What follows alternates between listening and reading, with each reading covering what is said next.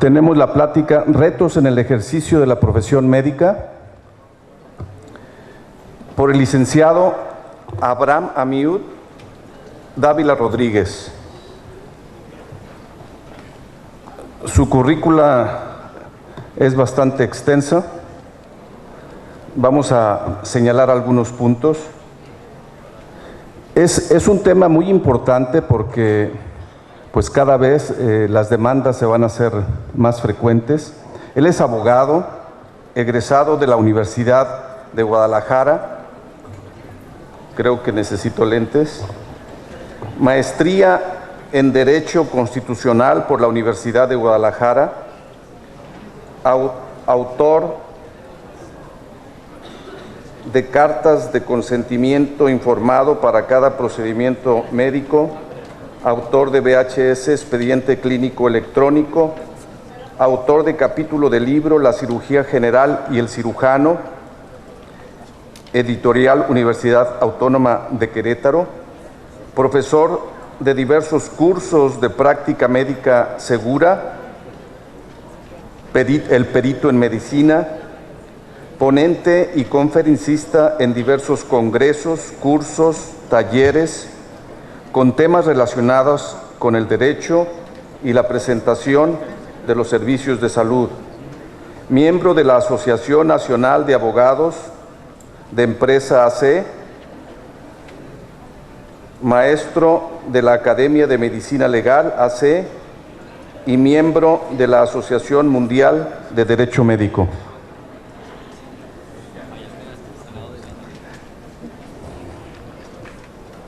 Un currículo bastante extenso. Muchas gracias. Agradecerte aquí tu presencia. Muchas gracias. Les agradezco a todos mucho la oportunidad que me van a estar con ustedes.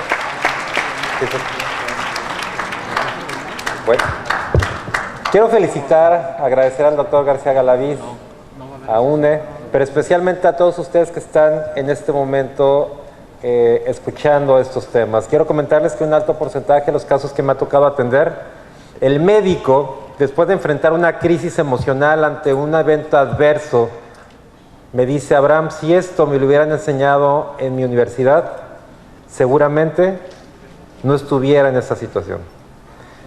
Y soy un convencido de eso. Alguna vez alguien me comentó cuál era una propuesta de mecanismos para evitar este tipo de riesgos de responsabilidad, y yo comentaba que la mejor manera de hacerlo era aquí, en la universidad, preparando a nuestros estudiantes. Es la mejor manera de hacerlo. Soy un convencido de eso, y también quiero decirles que soy un convencido que la mejor manera de prevenir un evento de responsabilidad es conociendo nuestros derechos y obligaciones. Hoy en día me encuentro también, cuando tengo un caso de un médico del IMSS, del ISSSTE, de los servicios de salud del Estado, y le pregunto si conoce sus derechos y obligaciones, y me encuentro que nunca han leído ni siquiera su contrato colectivo de trabajo. Un alto porcentaje de los casos que me ha tocado atender, perdón, no me los encuentro por un mal médico, me los encuentro por un médico que desconoce el alcance jurídico de sus acciones médicas. Recuerdo mucho el caso de una ginecobstetra que en medicina privada estaba llevando un control de un embarazo, y la mujer le dice: doctora, cuando vaya a tener mi bebé quiero optar por un método anticonceptivo definitivo. Dice: está bien, me acuerdas, te faltan muchas semanas. La mujer dejó de ir a consulta, llega, a los 3 meses le habla y dice: doctora, tengo rotura de membranas, ¿qué hago? Vente hasta el hospital, le hace una cesárea, y ahí se acuerda la doctora y le dice: usted es la que quería la salpingo, ¿verdad? Y le hace la salpingo. Y después viene una reclamación fundada y procedente. La paciente decía: bueno, yo quería la salpingo, pero la quería hacía 3 meses, hoy en día yo ya no la quería. Mi pregunta es: ¿ustedes creen que es una mala médico? ¿Que es una médico que le quiso causar un problema a la paciente? Pero tuvo un problema, que era lo que tenía que haber hecho esa doctora. La salpingo es uno de los procedimientos que forzosamente requieren consentimiento informado. ¿Se dan cuenta cómo el desconocer mis obligaciones me genera un problema? Bueno, yo lo que les sugiero es que lo primero que tengamos que hacer como médicos afuera es conocer al menos la normatividad de mi actividad profesional. Yo no aceptaría que un médico estuviera afuera sin conocer por lo menos la norma del expediente del clínico, de que es la 04, la norma de la 046 de violencia y toda aquella que regula su ejercicio profesional. En medicina privada, La relación jurídica es directa e inmediata. El usuario viene y me contrata a mí, médico, yo me comprometo a prestar un servicio de atención médica a cambio de una retribución económica. Me paga, lo atiendo. Él me elige, yo lo elijo. Pero en medicina institucional, la relación jurídica es diferente, es triangular. Yo presto mis servicios a una institución en virtud de un contrato colectivo de trabajo donde me comprometo a prestar mis servicios a cualquier persona que me diga la institución. Ahí ni yo elijo al paciente ni el paciente me elige a mí. Y cuando me dicen, bueno, Abraham, ¿y esto para qué nos sirve? Nos sirve para determinar el grado de responsabilidad. Si el día de hoy un cirujano entra a hacer una colecistectomía, imagínense quién es el primer médico de su equipo que interviene con el paciente. Es el anestesiólogo. Llega, administra el medicamento y provoca la muerte de ese paciente. Hay un error en la dosificación y administración del medicamento. Mi pregunta es, ¿el cirujano será responsable legalmente o no será responsable? Yo veo ya que dicen que no y por otros lados veo que dicen que sí. Análogamente, es como si tuviera un terreno donde voy a construir mi casa. Voy a contratar a un arquitecto, ese arquitecto a su vez subcontrata a un maestro de obra quien se equivoca en la cimentación de mi casa y se cae mi casa. ¿Yo a quién tendría que demandar? Pues lo mismo ocurre en medicina privada. A pesar de que dirán, bueno, el cirujano ni siquiera metió las manos todavía, ni siquiera tocó al paciente. Pero yo el vínculo jurídico lo tengo en medicina privada, a quien contraté, hay un contrato, si no por escrito, sí consensual, es al médico, al cirujano. Y ambos tendrían la responsabilidad. Y el mismo caso en la medicina institucional, la responsabilidad no sería del cirujano. Vean cómo un mismo acto genera diferente tipo de responsabilidad, porque yo cirujano no subcontraté ni elegí quién fuera mi anestesiólogo. Bueno, pero para prevenir hay que conocer las causas que han generado este tipo de conflictos. Uno, grave. De hecho, en mis conclusiones es uno de los retos que tiene que enfrentar el médico, que es la divulgación de los medios de comunicación de los problemas médicos y de sus soluciones, casi siempre presentadas con carácter triunfalista. Esto es lo que ocurre en medios de comunicación. Recientemente, todos o muchos conocimos de un caso en el noroeste del país, de un médico oftalmólogo. Y yo les pregunto, ¿qué pasaría si el médico obtiene una sentencia absolutoria que le diga, médico, eres legalmente inocente? Mi pregunta es, ¿ustedes creen que esa sentencia le serviría? Esa sentencia ya no le sirve para nada, aunque demuestre que es inocente. Yo no conozco el caso y nadie lo conocemos para poder emitir una opinión del caso. Pero si llegara a ese supuesto, ya no le sirvió. A ese médico lo acabaron profesionalmente. Lo acabaron profesionalmente. Ese es un reto que tenemos que normar. Imagínense un evento con o sin razón en una ciudad como Tampico, en un estado como Tamaulipas o en cualquier estado del país. Es un tema que no está normado y que seguramente deberá regularse. Otra de las causas que han generado este tipo de problemas es que todo mundo quiere conocer de ellos.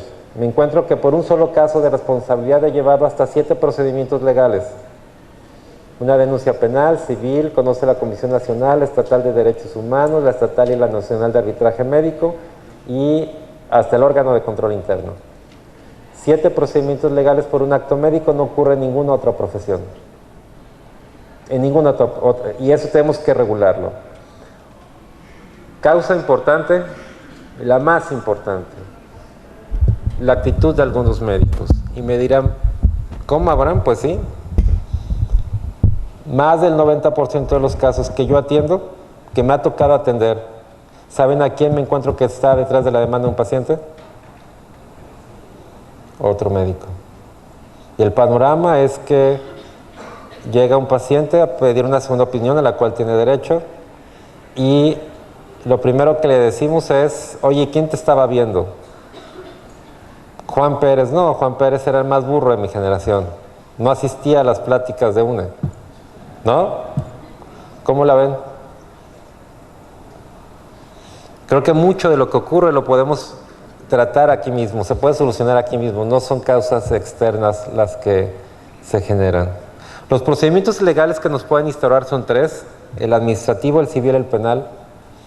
El administrativo es lo que ocurre ante las comisiones de arbitraje médico, que tienen dos instancias, la conciliación y el arbitraje. La conciliación me gusta, y me gusta porque es una oportunidad que yo tengo para expresarle y explicarle a mi paciente qué es lo que ocurre con su padecimiento, qué fue lo que ocurrió, cómo ocurrió, etcétera. Y yo recuerdo el caso de un médico ortopedista, un maestro de la ortopedia, un extraordinario ortopedista. Yo me operaría incluso con él. Él es responsable de un servicio de ortopedia de los más importantes del país. Era su cumpleaños y tradicionalmente en su cumpleaños opera en una institución pública. Y ese día me dijo: Abraham, me cambié, me puse mi traje quirúrgico para operar algo. Dije, a ver qué tenemos por aquí. Había una pierna con oclusión arterial importante, necrosada, preparada para amputar. Llegó, dijo, pues esto para irme a comer, la amputa, se va a su casa. Estando en su casa, ya listo para irse a comer, le hablan del hospital y dicen: doctor, es importante, urgente que se regrese al hospital porque hay un problema. ¿Qué problema hay? Pues del procedimiento que realizó, amputó la pierna equivocada. Y un médico extraordinario. Él ya ni opera en la institución, pero ese día dijo, voy a operar, ya estaba lista, empaquetada, listo. Y dijo, pues ya nomás llego, y la empaquetaron mal. Él no revisó, no hizo la verificación que tenía que haber hecho y le ocurrió.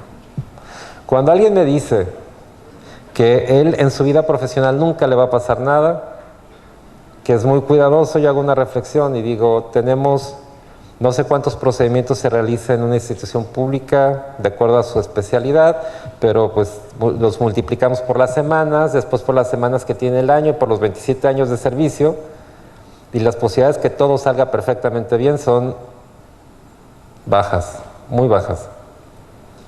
Y eso pasó con este médico. Díganme, el panorama no solamente del médico, el panorama del paciente. No era una situación fácil. Cuando alguien dice que todos los casos hay casos que son indefendibles, y ese era uno de ellos. Y teníamos que actuar de una manera, y teníamos que resolver el tema. Bueno, en ese caso lo que hicimos,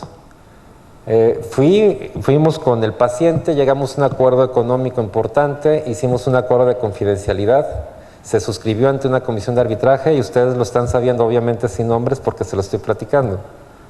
Pero fue una forma de arreglar el tema que ya estaba, el asunto ya estaba. Y la otra era irme a un juicio largo, desgastar al médico, al propio paciente. Y esa parte me gusta de las comisiones, el poder llegar a una parte de conciliación. Válido, me gusta. La parte que no me gusta tanto es la parte del arbitraje, porque en el arbitraje es un minijuicio donde en 3 meses vamos a resolver qué es lo que ocurre en un caso. Y no me gusta porque siento que no hay igualdad de circunstancias, no llego en igualdad al arbitraje. Si el paciente llega y me dice, Abraham, algún comisionado me ha dicho, Abraham, somete a tu médico al arbitraje, le digo, a ver, está bien, me voy a someter. ¿Cuánto es lo que me reclama el paciente? Me reclama 250,000 pesos a tu médico. Muy bien, vamos a incluir, me voy a someter, pero vamos a incluir una cláusula en el caso de que el paciente no acredite las afirmaciones que hace de mi médico, sea él el que nos indemnice con los 250,000 pesos, y otra cláusula para no irme a homologar una lauda arbitral, una sentencia, su ejecución, y legalmente todo un trámite que hay que hacer, pues vamos depositando aquí el dinero y tu comisión se los das al triunfador, al que gane, al que demuestre. ¿Y saben cuántas personas se someten a hacer arbitraje? Ninguna, no me ha tocado un caso. Y no me ha tocado. Y yo le digo al comisionado, a ver, es que si yo gano, como me proponen el arbitraje, ¿qué gané? Gané que me dijeran, Abraham, no tienen problema. Pero si no, si pierdo 250,000 pesos. Por el otro lado, si el paciente presenta la reclamación, si gana, ganó 250,000 pesos. Y si perdió, ¿qué perdió? No perdió nada, no entramos en igualdad de circunstancias. Y es algo que también hay que corregir. En los procedimientos penales hay 2 pruebas que son fundamentales. Uno que es el expediente clínico, de quién participó en el caso, y otro es una prueba que se llama prueba pericial médica. Y yo les hago una reflexión. ¿Ustedes creen que un abogado que está detrás de un escritorio, un juez, un agente del Ministerio Público, va a entender lo que dice un expediente? No lo va a entender. Entonces, ¿qué va a requerir? Va a requerir un dictamen pericial, va a decir, a ver, tu médico, dime explícame, dime si la atención fue adecuada y oportuna. Y un problema serio que me encuentro en todo el país es que quienes van a emitir ese dictamen pericial no tienen la experiencia para hacerlo. Me encuentro que de un caso de colecistectomía ni siquiera es cirujano general. Y cuando me toca interrogarlo en un juzgado, le digo que me diga bajo protesta, decir verdad, cuántos procedimientos de esta naturaleza ha hecho en los últimos 10 años, porque perito es sinónimo de experto. ¿Y saben qué me dice? Nunca he hecho uno. Yo le digo, juez, no me puedes procesar por un caso así. Ustedes escucharon uno de los retos importantes que tiene el médico en este siglo. Ustedes escucharon recientemente a raíz de un caso donde involucraron a 16 médicos de Guadalajara, que se generó un movimiento nacional denominado Yo Soy Médico 17. ¿Sí lo han escuchado o no? Bueno, pues de esos 16 médicos, en mi oficina llevamos 3 casos de ellos. 3 casos. Es un caso donde se estuvo a punto de archivarse. Yo siento que más por la situación el tema de sensibilidad, un tribunal unitario ordenó que se libraran 16 órdenes de aprehensión. Entre ellas, en cuanto inmediatamente nos dimos cuenta, inmediatamente amparamos a nuestros 3 médicos, la institución amparó al resto de los médicos involucrados. Y me llamó mucho la atención la primera inconsistencia. La primera inconsistencia es que llegó un vehículo de la Policía Federal Ministerial con el familiar, el papá, arriba de un vehículo oficial a decir, ese es el médico que quiero que aprendan. Ese médico era uno de mis 3. Llegó, lo subieron a un vehículo oficial y él les dijo, bueno, yo tengo aquí una suspensión provisional de amparo y quiero que se respete. ¿Y saben qué le dijeron? No sirve, súbase. Lo llevaron a la delegación de la PGR en el estado. Por supuesto que habló. Abogados de mi oficina llegaron a la delegación y le pidieron que explicaran el punto. El agente del Ministerio Público dijo, no, yo segunda inconsistencia, cuando consigné el asunto lo consigné por delito de homicidio con agravante. Esto es sin derecho a fianza. Entonces su objetivo era que los 16 estuvieran físicamente detenidos. El planteamiento de nosotros fue, no nos importa cómo se haya consignado, lo que nos importa es cómo el juez libró la orden de aprehensión. Y el juez libró la orden de aprehensión efectivamente por un delito culposo con derecho a fianza. Y por supuesto con derecho a ese beneficio de ese amparo. Y lo que pedimos en ese momento fue que nos dijeran quién firmaba la orden de aprehensión, porque violar una suspensión es destitución inmediata del servidor público y consignación al Ministerio Público. Entonces dijimos, está bien, nomás queremos que en este momento no la firme. ¿Y quién no la va a firmar? ¿Quién va a firmar la ejecución? Pues se consultó con el delegado y saben lo que ocurrió, ¿verdad? Señores, disculpen, se lo pueden llevar. Pero eso no fue lo grave. Lo grave es que, aunque hubiese sido un solo segundo, había existido una violación a sus derechos fundamentales. Y lo correcto era presentar una queja para que fuera sancionada el servidor público que cometió la violación. Nuestro planteamiento fue hacerlo, porque consideramos que es generar un precedente. Y se imaginan cuál fue la respuesta, ¿verdad? La respuesta es, Abraham, tengo una familia. No me voy a pelear a que destituyan agentes federales. Lo que quiero es quitarme este problema de encima. Y el reto que les planteo es que en estos 18 años que llevo atendiendo casos, yo no concibo cómo hemos permitido que la ley establezca la posibilidad de que un médico, por un acto médico, sea físicamente aprehendido. Yo estoy consciente que si existe una reclamación, que un médico no es Dios, que puede estar sujeto a un error, sea sujeto a todos los juicios, y no me preocupa, y al médico no le preocupa enfrentar un juicio. Pero lo que no se vale, y tenemos que modificar en la ley, es que un médico sea físicamente aprehendido por una situación así. ¿Sí me voy a entender? Ese es un reto que no podemos permitir que ocurra un solo médico más con una situación así. O sea, eso no lo podemos permitir. Juicio los que quieran, pero creo que en ningún país del primer mundo ocurre que por un acto médico sean de esa forma aprendidos. Les comentaba, el segundo reto para mí es el tema del conocimiento de la normatividad mínima que deben de manejar como profesionistas, que es la norma oficial mexicana del expediente clínico. Y cuando veo la definición de urgencia, que es una de las principales definiciones que aparecen en la norma, todo el mundo me dice: Abraham, pues urgencia es muy fácil, es un padecimiento que pone en peligro la vida. Y bajo ese escenario les platico de un caso de oftalmo en donde un niño de 8 años estaba en su escuela y un compañero le pica un ojo con un compás. La directora se lo lleva al servicio de urgencias porque los papás vivían a las afueras de la ciudad. Cuando lo van a atender, el jefe de servicios de urgencias dice: espérense, esto no es una urgencia porque no va a perder la vida. Y entonces no lo atienden en ese momento hasta que llegan los papás. Cuando llegan los papás ya no hay nada que hacer por ese ojo y obviamente hay una reclamación en contra de todo el servicio de urgencias. Y la reclamación decía que si era una urgencia y se enfrentan a un problema legal, que si era, que si no era una urgencia. Y yo me encontré miles de definiciones de urgencia.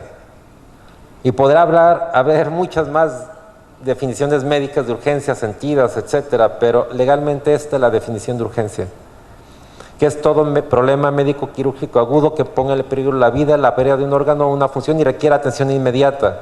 Era una urgencia, ¿verdad? Y las urgencias tienen una singularidad, que no requieren una carta de consentimiento. Lo que requieren es la acción inmediata para salvaguardar el derecho fundamental a la vida y a la salud de ese paciente. La propia norma nos establece que tenemos que proporcionar información verbal al usuario de su padecimiento. ¿Están de acuerdo? Y me encuentro con un problema serio. Me encuentro con que en un hospital, quien proporciona la información casi nunca es el médico, sobre todo me refiero a hospitales públicos. Me encuentro que quien da la información es el residente, el intendente, el de seguridad, la enfermera, todo el mundo da la información menos el médico. ¿Y saben qué problema provoca? Confusión y después malos entendidos, teléfono descompuesto y quejas. La información siempre tiene que proporcionar al médico. Y el otro problema es a quién le damos la información. Me encuentro que llega el abuelito, el tío, el sobrino y a todo el mundo le damos información. Mi sugerencia es que siempre que tenga un paciente hospitalizado, el propio paciente decida que 1 o 2 personas que van a ser el canal de comunicación. Y llegue quien llegue, con todo respeto, la información se canalice a través de las personas indicadas. Hay 3 autoridades que pueden solicitar un expediente clínico.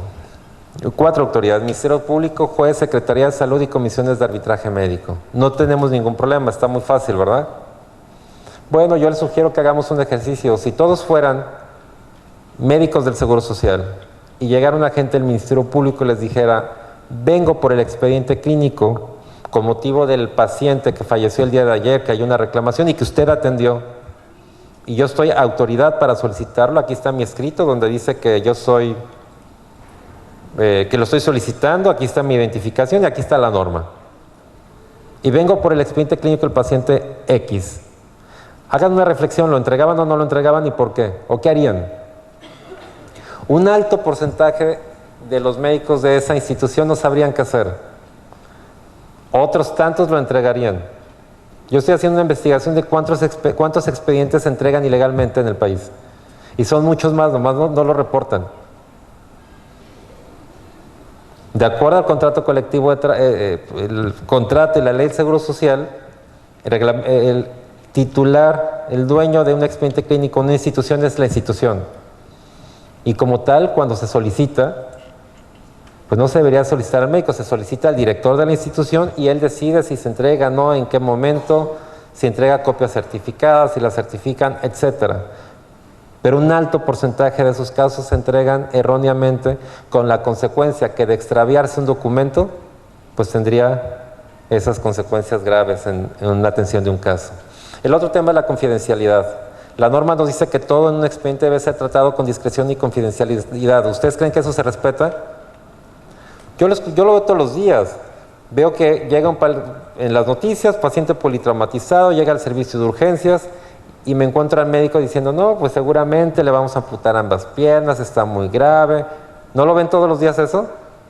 ¿Les gustaría si ese paciente fuera su familiar?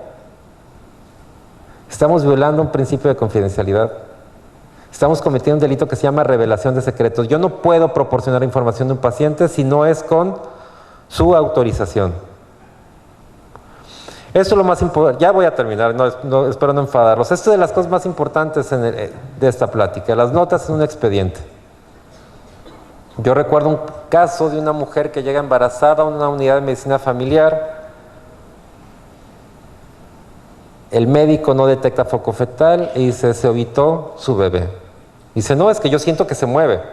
Ah, pues la voy a mandar a segundo nivel, llega a segundo nivel, urgencias exactamente lo mismo, le hacen un óbito, corroboran un óbito, solucionan el problema y la mujer presenta una reclamación en contra de ambos servicios de urgencia. Decía, mi bebé venía bien, a quien se les murió fue a los médicos de este instituto porque no me proporcionaron atención médica oportuna.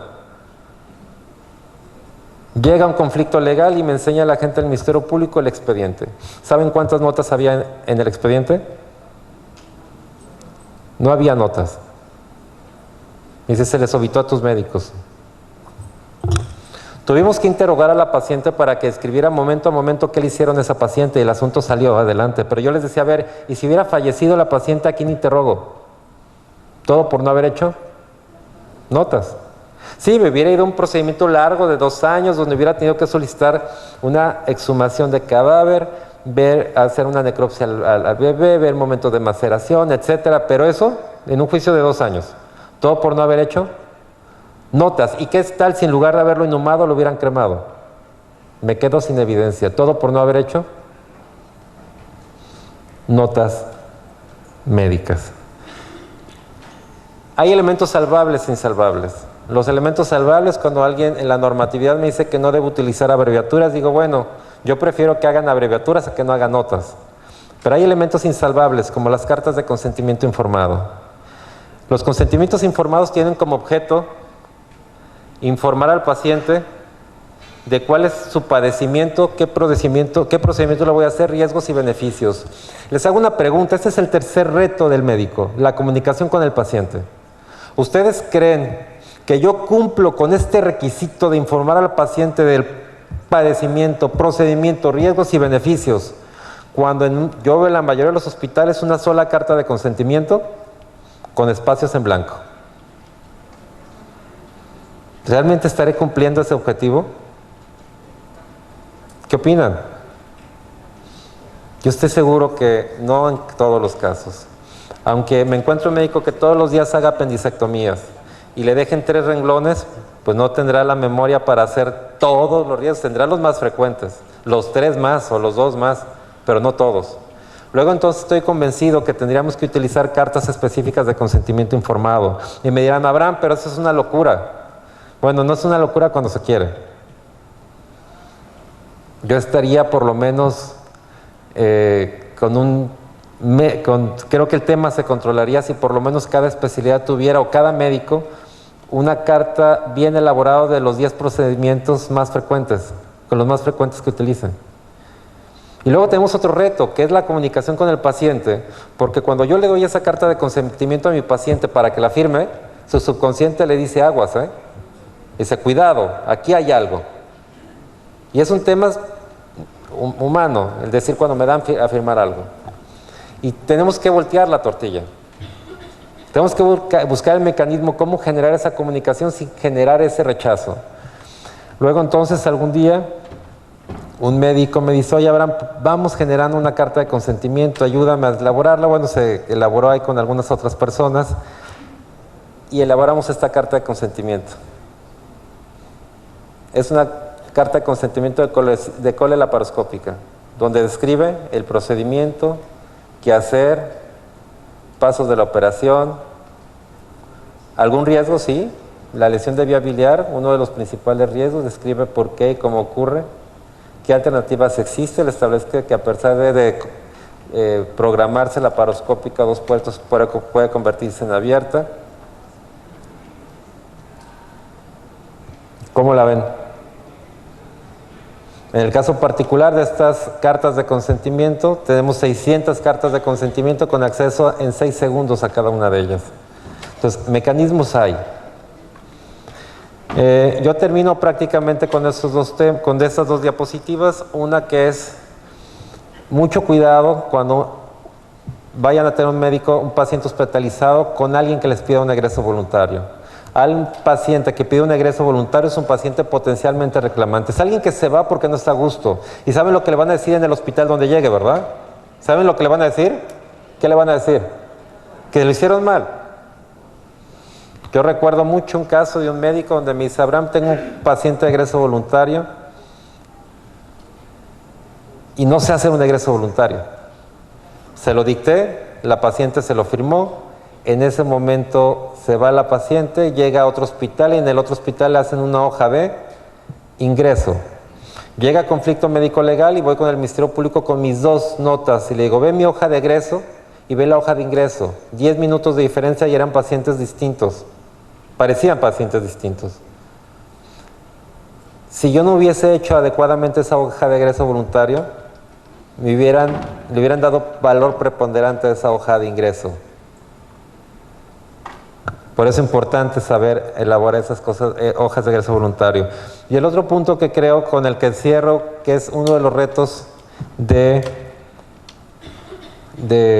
médico, es el tema que me han precedido, extraordinarios todos, y es el saber combinar para un profesionista el tema de la tecnología con el tema humano.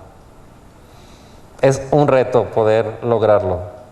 Y yo soy un convencido que la tecnología es buena en la medida que no afecte la parte humana. Si las herramientas que se están usando, como son ahora el expediente electrónico, que veo que no le veo reversa, no me ayuda a tener más tiempo con mi paciente, ese expediente no va a servir. Y no solamente expediente, cualquier tecnología. La tecnología me tiene que servir para ser yo más eficiente, para tener más tiempo con mi paciente.